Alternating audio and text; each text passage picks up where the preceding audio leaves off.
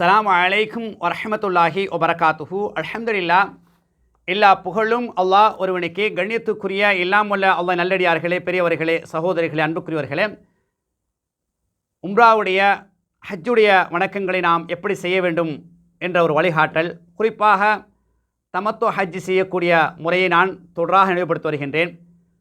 பிறை 8 அன்று ஹஜ் ஆரம்பமாகுது. பிறை 8 அன்று மினாவில் என்னென்ன அமல்கள் செய்ய வேண்டும் என்பதை உங்களுக்கு முதலாவதாக தொகுத்து விளங்கப்படுத்தியிருந்தேன்.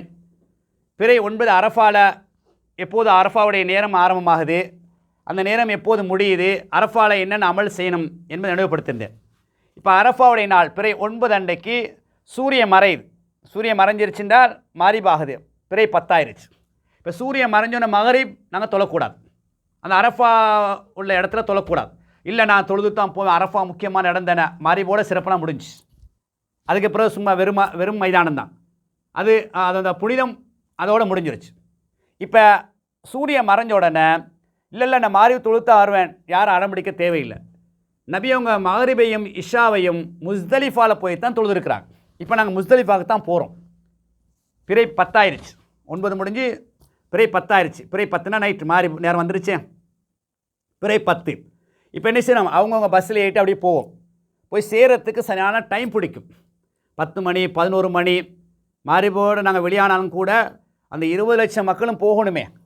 பஸ்ஸெல்லாம் அப்படி அடுக்கடுக்காக வரிசையாக நிற்கும். அந்த பார்க்கிங்கில் இருந்து பஸ்ஸு நிறுத்துகிற இடத்துல இருந்து வாரத்துக்கே 2 மணி நேரம் 3 மணி நேரம் பிடிக்கும்.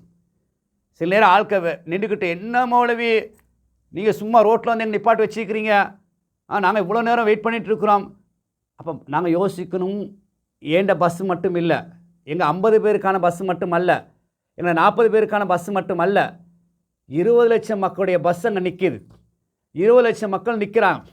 எப்படி போகிறது? அப்போ அவங்க அந்த போலீஸ்காரங்க, காவலர்கள், பாதுகாவலர்கள், அந்த அதுக்கான பொறுப்புதாரிகள், நியமிக்கப்பட்டவங்க என்ன செய்வாங்க, எங்களை அப்படியே வரிசையாக என்ன அனுப்புவாங்க. அப்போ அந்த பஸ்ஸு அந்த இடத்துல வெளியாகிறதுக்கே ஒரு டைம் பிடிக்கும். இப்போ நாங்கள் பார்க்கிங்கில் ஒரு சின்ன பார்க்கிங் இருக்குது, எங்களோட ஒரு கார் நிப்பாட்டுற இடம், ஆட்டோ நிப்பாட்டுற இடம், அந்த இடத்துல கொஞ்சம் க்ரௌட் ஆயிடுச்சுன்னா அதுலேருந்து வெளியாகிறதுக்கே, அந்த சின்ன இடத்துலேருந்து வெளியாகிறதுக்கே ஒரு அரை மணி நேரம் 1 மணி நேரம் பிடிக்கும். ஆனால் அந்த இடம் அதை விட எல்லாம் எங்கே பார்த்தாலும் மக்கள் தளத்தான் விளங்கும். இன்னொரு பக்கம் பார்க்கிங்கில் பார்த்தா வாகனம் தான் இருக்கும். அப்போ அந்த வாகனம் வாரத்துக்கும் முன்ன பின் ஆகும். நம்ம அவசரப்பட்டுறக்கூடாது. என்னமோடவி எல்லாரும் போகிறாங்க, நீங்கள் மட்டும் நிற்கிறீங்க, சிலருக்கு அப்படி சொல்லுவாங்க. அந்த குரூப் போகுது, இந்த குரூப் போகுது, நீங்கள் என்ன செய்றீங்க, பார்த்துட்டு இருக்கிறீங்க, இந்த மூளையோட சண்டை பிடிக்கிறது.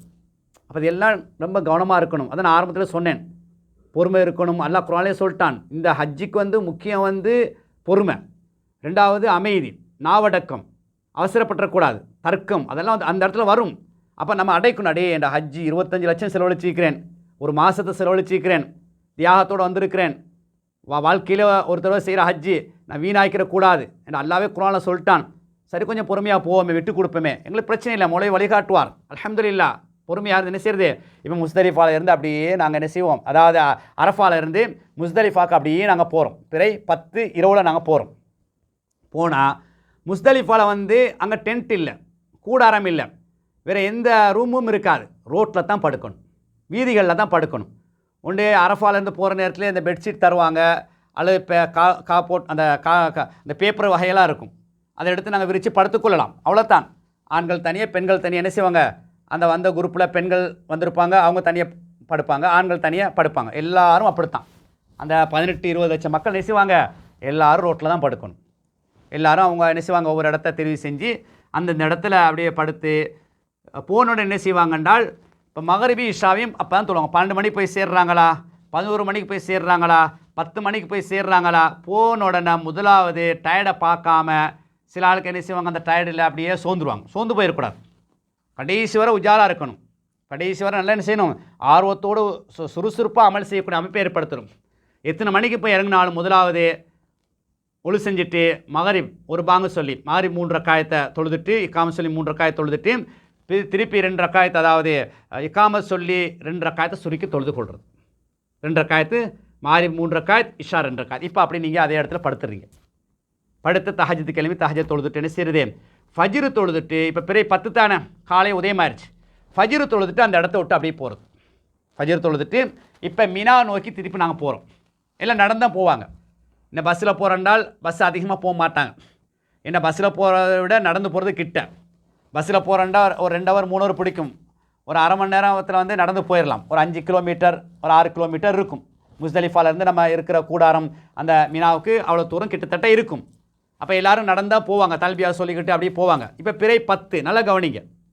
இப்போ நாங்கள் வந்து முஸ்தலிஃபாவில் தங்கி இப்போ நைட் தங்கிட்டோம், ஃபஜ்ரு தொழுதுட்டோம், கொஞ்சம் நேரம் துவா கேட்டுட்டு அப்படியே என்ன செய்கிறோம், நாங்கள் ரெடி ஆகிறோம். இங்கே மினாவுக்கு பிறை காலையில் 10 4 கடமை இருக்குது. இந்த 4 கடமை தான் முக்கியம். 10 4 கடமை இருக்குது. அது என்னென்ன கடமை என்பது இன்ஷா அல்லாஹ் அடுத்த தொகுப்புல உங்களுக்கு நாங்கள் தொகுத்து வழங்க இருக்கின்றோம். ஆஹிரு தஅவானா அனில் ஹம்துலில்லாஹி ரப்பில் ஆலமீன். அஸ்ஸலாமு அலைக்கும் வரஹ்மத்துல்லாஹி வபரகாத்துஹு.